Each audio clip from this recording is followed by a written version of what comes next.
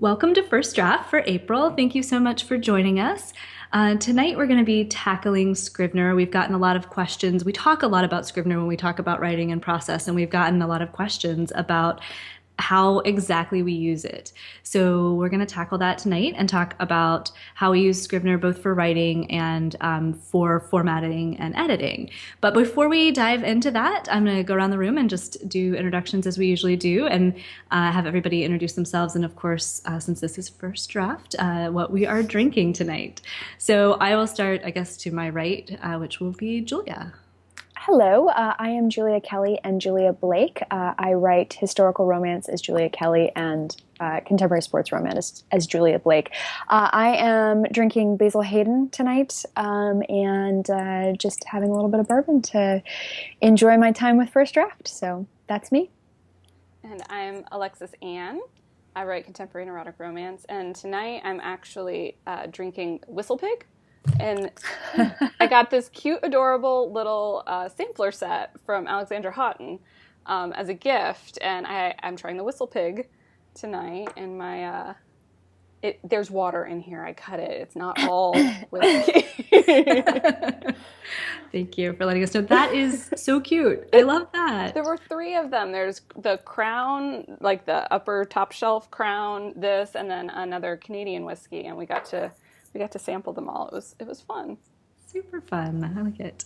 Yes, we always have to have Alexis Ann clarify that she has water in her whiskey because of the time that she had a pint glass of whiskey. And we were like, is that really just whiskey? And I am Mary Chris Escobar, and I write women's fiction. Tonight I am kind of veering away from my beer, which makes me a little sad, but no beer in the house. So I'm having a Zuccardi, and I believe this is the Malbec. And we'll put all the information in the drinks of the month online. So if you want to find what we're drinking, including the cute box set, we'll put links to all of that up. So again, we are tackling the topic of Scrivener tonight. So just in case someone is joining us who has no idea what we're talking about, what is this Scrivener thing?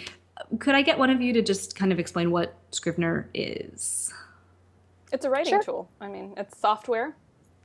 Most people use Word, or traditionally used to use Word as their writing software, and Scrivener is a different option that has a lot of other different options that are geared toward the writer or the screenwriter. And so we're going to talk about all those different options, but it's software that you can buy and use for writing. Yeah, it's kind of like a word processor on steroids because it does both the word processing and then it also allows you to do a lot of other things that, depending on how you use it and kind of how in-depth you want to drill down in terms of its capabilities, you can make it do a lot of different things, from, basically being a research folder to being your ebook formatter. So, yeah, exactly. Most people, I think, use it generally as a replacement for their word processor. Yes. But then above and beyond that, it can go above and beyond that. So I guess what I want to start with is, what are some of those extra features? So what attracted you to using Scrivener as opposed to Microsoft Word? What are some of those extra things? As a writing tool specifically? As a writing tool, yes. Let's start with the writing tool. The cost was one of the first things for me. I was being cheap at the time, and Scrivener's cheaper than a Microsoft Office suite. Which is, it's something I bring up when I see people saying, I need a writing software and I don't have the money for the Microsoft Office suite. What should I do? And I always tell them, get Scrivener. It's less expensive and it will allow you to write an actual writing software.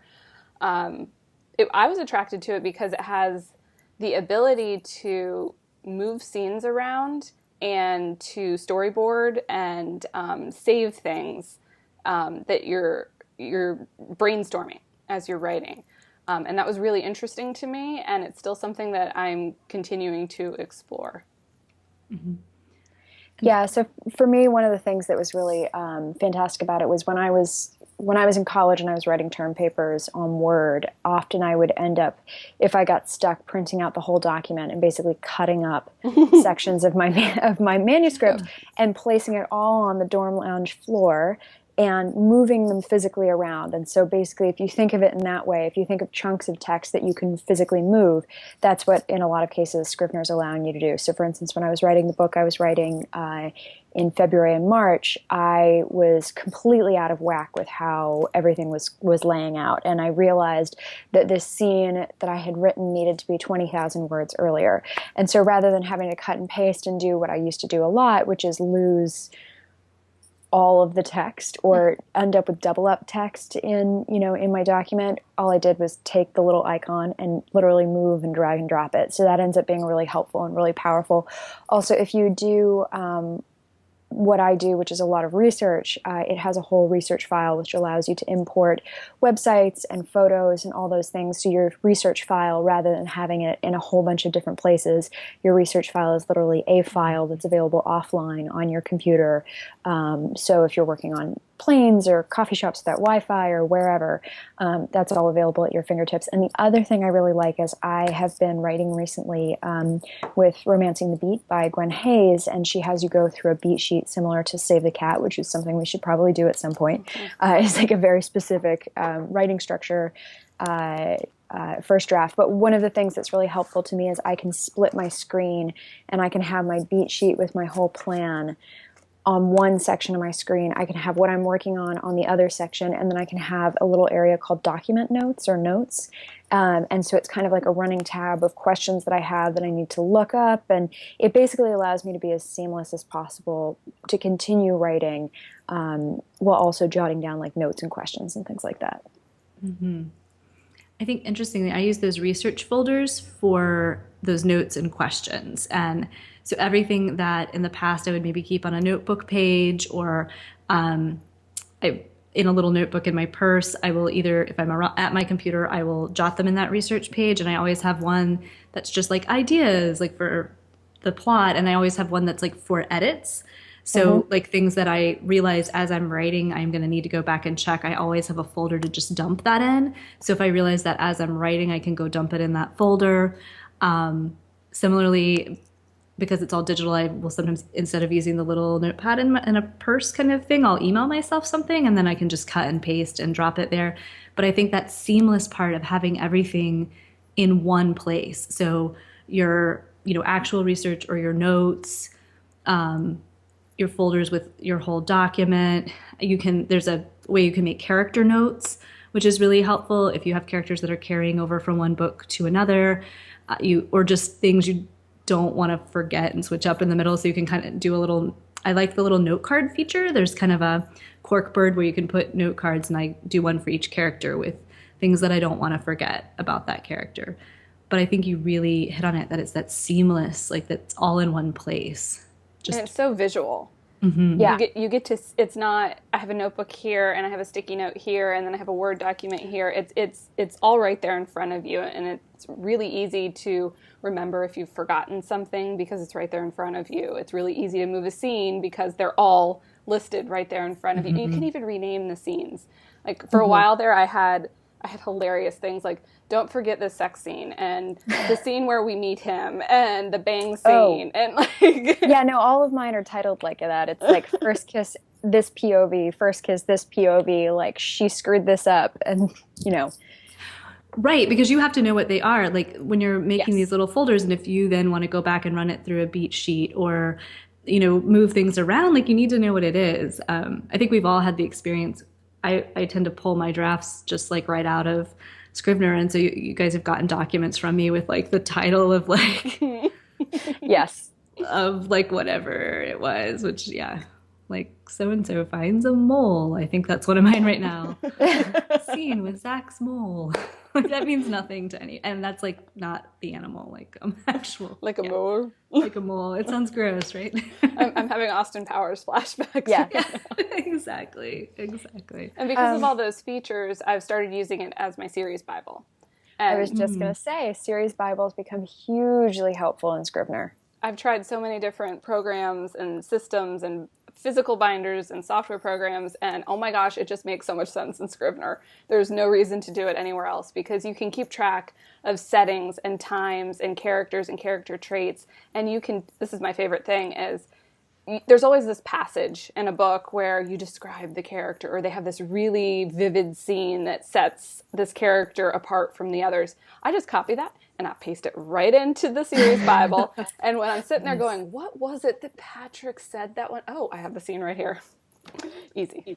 No, it's wonderful because really, like you said, I've gone through so many iterations of series Bibles and I've tried every cheat out there. And the reality is the only thing I look at is the thing I am already looking at, which sounds really silly, but it's true. Like if I have to go and open up another document, my big issue is that I probably won't update it. So it's an issue of going through and making sure I'm actually updating. So I have all my characters, and I actually have started doing all my series within the same Scrivener file. So I used to break out by book and then carry folders over, but I found out, again, if I have to open it up to do it, I'm not going to do it. So now my whole series is broken into, each book gets its own subsection because I have, beat sheets, editing notes, because I create a whole bunch of like secondary lists for myself, as well as characters, and then the pitches and all that for the series. And then there is a master series Bible that lives at the bottom of the document and just kind of keeps compiling and compiling. So every time I do a new book, I drag all of the data into all of those files into the series Bible. So it just kind of lives, and I'll do kind of spot updates as needed. But I find that to be really, really helpful. And that was like, I can't tell you how game-changing that is, and I can tell you that if you are even considering writing a series, or you write in a genre that has very heavy reliance on series, start your series Bible early and update it often, because you're going to be kicking yourself if you don't. Because even one book in, there's stuff you forget. Because it's just like small detail, and then you have to suddenly be like, oh my God, what street did they live on? I can't remember what street they live on, and now it's like an important thing that I need to know. And you spend time looking for it. So much time. So are you saying you write all your books in one Scrivener file? Okay, I just wanted to clarify. So basically that series Bible is always there. Yes. So the way that I figured out, because I also use, Scrivener has a word count kind of like incentivizer that I've seen a lot of people use for like NaNoWriMo and things like that. So you can plug in your target date and your target word count for your entire book, and then it will back time you basically and give you the number of pages that you have to write, and it's responsive. So like if I write 1,600 words today and I had to do 2,000 words, it will distribute the rest of the words that I didn't do for the following days. So it will go up or go down based on kind of where you are in your manuscript, relative to where you should be in terms of the date you're on. So in order to get that function to work, I found out it has to be the top draft document for the word count to happen. So I'm basically just moving files up. And again, it's that drag and drop thing that makes it really, really easy to move stuff around. Yeah, that makes a lot of sense. This is not good for people with anxiety. I'm sitting here going, well, and I do have tendencies to be like, where is everything? And it freaks me out if I can't find something, because I will sit there and I will dig and dig and dig through my manuscript until I can find it. So this is me setting up, for me, time savers. But I think one thing that's really helpful to know about Scrivener is that everybody uses it differently. So there's no like one overarching way that is the way to use Scrivener, and everybody will tell you that they do or don't use certain functions. Like I know people who never use the split screen inspector, and it just like throws them off. I've been really dependent on that recently, and it's been really helpful for me. So, it's just what works for you. And it's so true. Everyone uses Scrivener completely differently. You just do. Definitely. I'm now going to try the split screen thing for the beat sheet piece. I never thought about using it that way, but I would constantly be like toggling back and forth. So that makes a lot of sense. Yeah, I just found it was saving me some time. Yeah. But I think that's maybe a little bit of the mystery of Scrivener. Like when we're thinking about doing the show, and we're like, we talk about Scrivener a lot, but not in much detail. It's so true. Like everybody uses it so differently. And I think it's a great thing to talk about and to share, because every time someone talks about it, I'm like, oh, you could do that with it. Very much so. Yeah, it's a whole learning thing. Yeah, I never thought about just using the same file. So I'm probably just going to do that from now on. And the other weird thing that I do that most people don't do is I use it for marketing. I have a file that's it's divided out by marketing types, and then I screen capture marketing that I think is a great idea, and I save it into the Scrivener file so that I have one place to go to just see, okay, I need to do door hangers, and I can see 5 different door hangers that I've seen around. I really want to do a Facebook ad with just the book cover, and okay, I've screen captured these 10, and here's the version that I'm going to do. And it's just one great place to keep track of all the different types of advertising and marketing that you can do, examples that you've seen. You can even keep vendors in there, receipts in there. I mean, it's again a great place to keep a great deal of information all in one handy spot.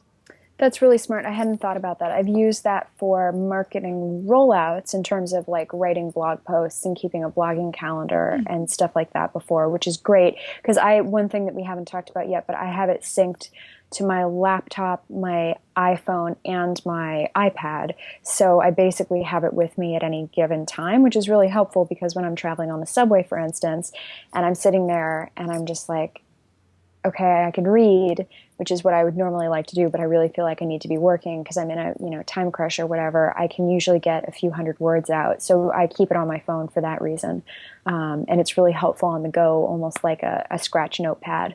But I don't have to remember to like transfer it from my purse to my desk and back again because I've just always got it on my phone. I need to do that. Then I don't have to transfer it from my email to Scrivener like I was talking about earlier.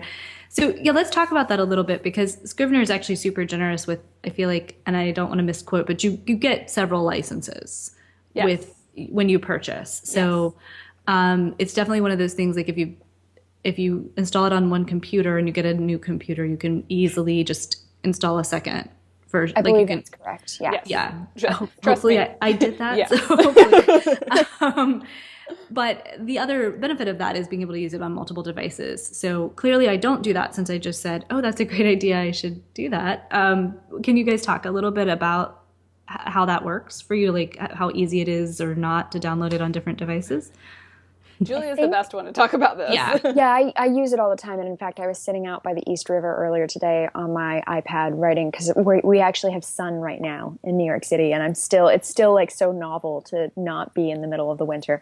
So I think that there is a one-time upfront fee of like $14.99 to buy the actual app itself, I think.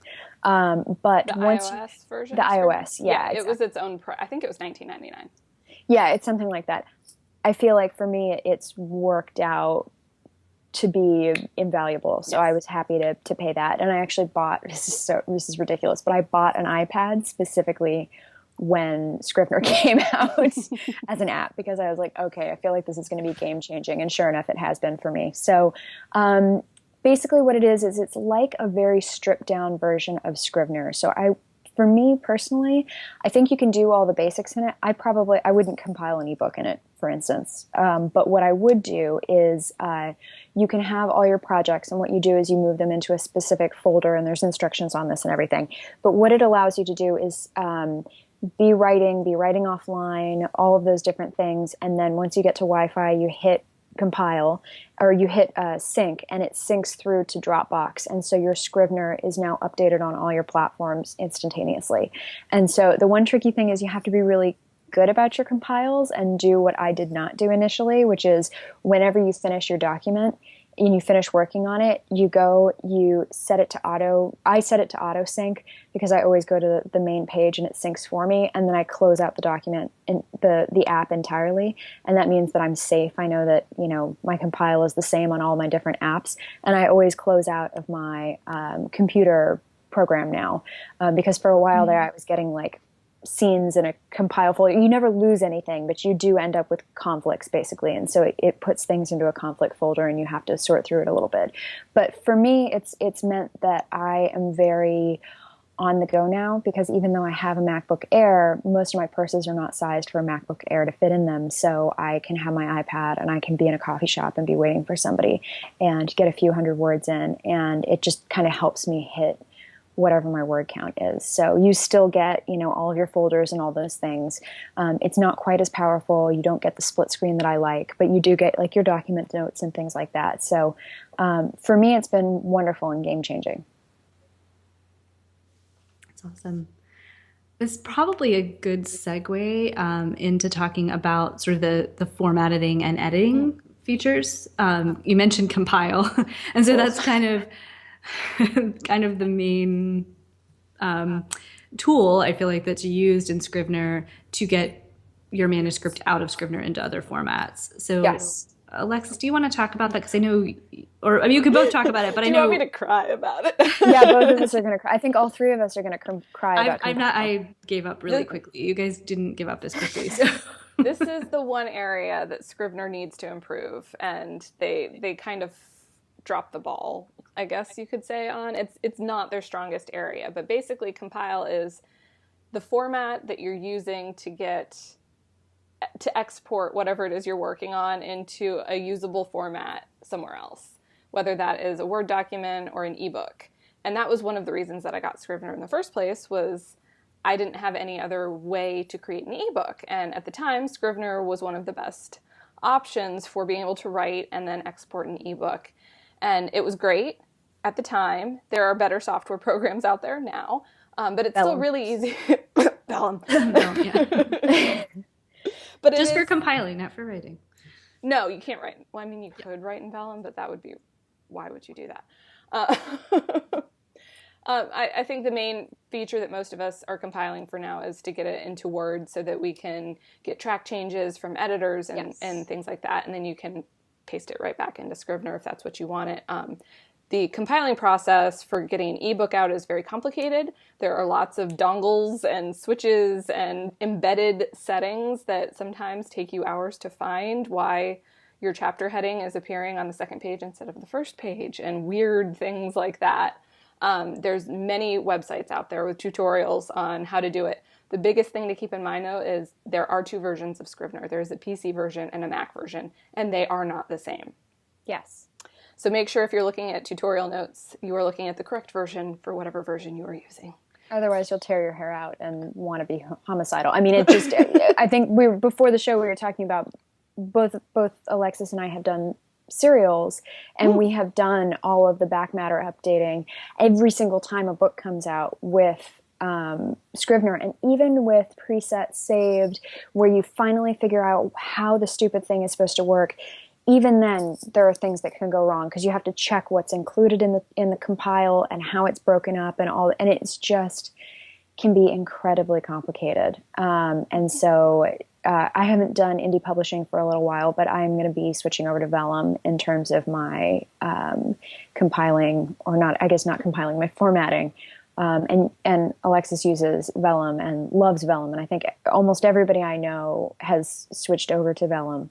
And just absolutely raves about how much easier it is. So it's definitely not, it's not simple. And I can tell you in terms of working with an editor who Scrivener exports its own files. Like when you save a Scrivener file, it's a Scrivener file. It's not a Word document. It's not, a rich text, whatever. It's a Scrivener file. And so if you want to send it to somebody who is not going to be looking at it as a Scrivener file, for instance, my editor, I still have to export it, clean it up in Word, in terms of like, often I'll just, I'll export it and then I'll see like, okay, well, it put my header in a completely different font, and like my chapter breaks look a little weird, so I'm going to go ahead and just clean it up a little bit.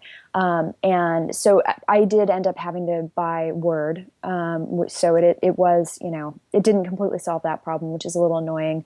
But when I get something back from my editor, I get it back with track changes in Word. So it's one of those things like, do you end up putting stuff into Scrivener and editing it there, and kind of everybody has different methods of working with that. But I think most people, once they get the really big edit out of the way, they will go ahead and just stick to whatever document their editor, formatter, whoever works with primarily. And one word of caution is, because it does save its own Scrivener files, there is a special backup process for the Scrivener files that is different than just hitting save. And if you, for instance, lose your hard drive, not that that's ever happened to me in a very tragic and unfortunate way, and you haven't backed up your files in this way, you only have parts of your manuscript. You don't have the full Scrivener files anymore, and there's really nothing you can do to retrieve those. So make sure you are backing up correctly. Definitely. Yeah. I believe the PC or the Mac version syncs with Dropbox really easily.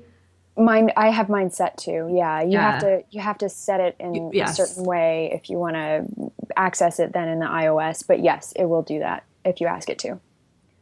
Yes. So One thing I that's- wanted to bring up also that's really quirky, and we were talking about this before the show. It has an absolutely atrocious spell check, and an atrocious autocorrect, and I don't know why. I don't know what dictionary they're using but basically Word has a much more powerful dictionary. And if you think about how annoyed you get with Word spell check, just magnify that by like 50, and then you have Scrivener's spell check. It's the strangest thing, and I don't know anybody who doesn't have complaints about that.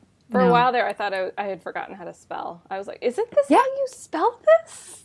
And sure enough, it was just Scrivener. And even going through and like manually running a spell check doesn't catch things. It's the weirdest. I don't understand it. No. I think I used to do that. I would run the one through Scrivener, and then I just stopped. Once I pulled it out in a draft, I basically do all my like plot edit, like kind of my first draft plot editing where I can drag the folders and move things around. But then anything beyond that, I just use it once I've pulled it out into I'm the Word. same way. I will say if you're a total crazy person like I have been in the past and you decide to format your own book in Microsoft Word, which you can do, but I don't recommend it. If you do, use the Smashwords guide for that. It's actually really good, except that chapter 2 is like get someone to give you a hug. If you're embarking on this, I would add to that, get yourself a large glass of something alcoholic if you drink. But so if you ever decide that you want to do this, I will say that Scrivener pulls the Word file out in a way that is very nice, that doesn't have a lot of, so Word puts a bunch of funky stuff in your document for formatting, and when you create it in Scrivener and pull it out to Word, none of that funky stuff is in it. I would still recommend going with a software like Vellum or paying someone to format your book, but if you just really want to get in there and see what that's like yourself, it does. I did it once, having pulled a book out of Scrivener, and once having just written it in Word the whole time, and it was a lot more work with the document that was created in Word because I basically had to take everything out, all the formatting out. Formatting, yeah. Yeah. So strip it. Yeah, so that was nice with Scrivener's. I didn't have to strip all the formatting out, but I don't highly recommend doing that. No. Let it go. Let go your control. Yes, Just definitely. put it in Vellum or pay somebody, guys, if you can afford it. Yeah. Otherwise, Godspeed. We've all done it before, so it's possible. It's doable, but Godspeed. But those were the enjoy your dark weekend. days. We've progressed. And we were just talking before the show about this, that I was comparing it to paying someone to paint your house, which I also painted my entire house, so I'm a glutton for punishment. But like, you get that estimate and you're like, good night, like this is ridiculous, I can paint my house. And then you have brand new drywall that you have to prime and paint, which means you have to paint your whole house twice, which I did. And you're like, no, like that was totally reasonable. And that's pretty much how formatting is. Like once you do it once yourself, you're like, oh no, that rate that you were charging, that's totally reasonable. Right. Yeah, a couple $100 that would be out of my pocket. Yeah. Exactly. Take it. Take my money. Take it. I'll take my time. We are approaching the 30-minute mark. We are. So I was going to say, anything else about formatting that you guys want to say? No, just Google is your friend. Yes. And if you run into issues, you are not the first person to run into this issue. So just start Googling every reiteration of the phrase that you can think of that you need to look up. And that's the same with Scrivener across the board. So if you just can't figure out, like, how do I change this one writing thing, then that will probably be a good guide for you. And then just, to Alexis's point, if you are Googling stuff, make sure that you are using Scrivener for PC or for Mac so that you're getting the right instructions, since they are different. Anybody have any just final tips, like kind of last thing that you love about Scrivener, or like one piece of advice you would give someone about it? Don't pull your hair out. If Scrivener doesn't feel intuitive to you, just keep listening, and maybe one day something will make you go, oh, I can use Scrivener for this, and then it'll be a great tool. I've heard people say they're beating their heads against a wall trying to make it work for them, and it's not their bag. don't force it. This isn't something you have to do. It is one tool that is available to you as a writer, and it may or may not be the right thing for you. Yes, it doesn't make you less of a writer if you don't use not at Scrivener. all. Just kind of piggybacking on that, don't feel like you have to read the whole like internal instruction manual. No. I've never done that. I started and then I was like, I will still be reading this when I am 50 and I will have written 0 books.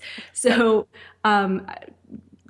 I think there may even be some YouTube videos you can watch. So. No, there are, and that's what I ended up doing just to figure out like the most basic way to use it. So yes, don't pull your hair out over that.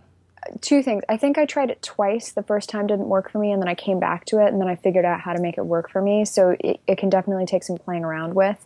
And the other thing is, if you're unsure whether you want to use it or not, Latte in Literature, which I think is the name of the company that runs it. Or literature.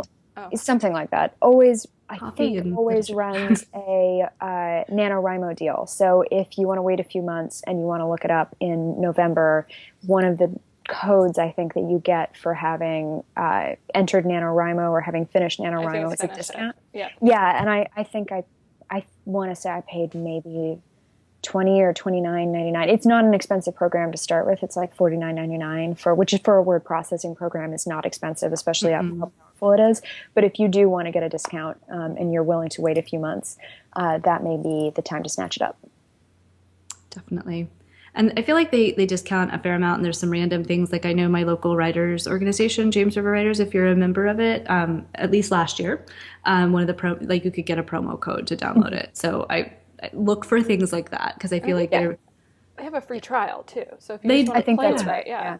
Just remember to compile and export your Scrivener file before your free trial runs out. It's for the days of actual use, at least it used to be. So close it when you're not using it, because then your 30 days will last however long you need them to. Right. You can kind of game it out a little bit. Definitely. Awesome. Any last words about Scrivener? Nope. All right. So let's just do a quick go around the room and talk about what you've got going on. And I'll start with Julia again.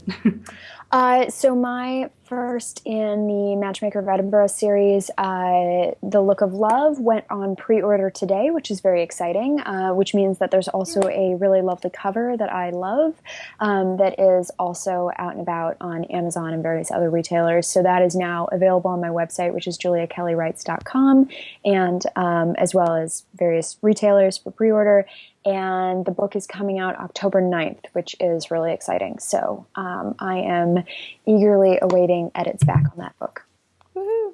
Woohoo! I finally published that book I've been talking about on the show for like 6 months. Yay! It's called Summer Heat. I don't know if you can see it. I guess not. It's all set up. Where is it? Oh, too bad. We'll put pictures up online. Yeah, I don't have my paperbacks. Oh, it showed up that time. No? Yes? A little bit. A little bit. Oh, well. My paperbacks still haven't shipped, so I don't have paperbacks. I'm so sad. But I can't wait to have them. So Summer Heat is out. It's the 5th book in the Stormside series. It's a standalone. It's sexy, good times, like usual when we're talking about me. So. And both covers are gorgeous. So we'll put gorgeous covers on the show notes so that you can see those and click through and find out where to buy them. Yeah, I'm going to leave it at that. I'm going to promo you guys. Yay! Feel free to visit my website. I do have a free book if you want to sign up for my newsletter that I'm going to try to send quarterly, maybe. Quarterly, maybe. Yes. Excellent. So thank you all so much for tuning in. Please remember, if you have ideas for shows, we really do take that into account. Like this whole show was because we were getting questions about what is Scrivener and how do you use it. So feel free to drop us an email, and our email is... Yeah, I don't know. firstdraftwriting@gmail.com. Yes, firstdraftwriting@gmail.com. And it's also on our website, which is firstdraftwriting.com. And you can sign up for our newsletter there. You can sign up for our newsletter there, and or drop us, any of us individually. We have links to our Twitter, Facebook, all of that. So feel free to just let any of us know a topic that you would be interested in. We really do appreciate everybody who watches on YouTube, listens on whatever podcast device you prefer. If you do listen to us on a podcast and can leave a review, we would love that. That just helps other people find us and helps us be able to share, our experiences with lots of other people. So thank you very much. And we will be back next month to share some exciting First Draft for May topics with you. So again, let us know what you would like to hear from us. Thanks and good night.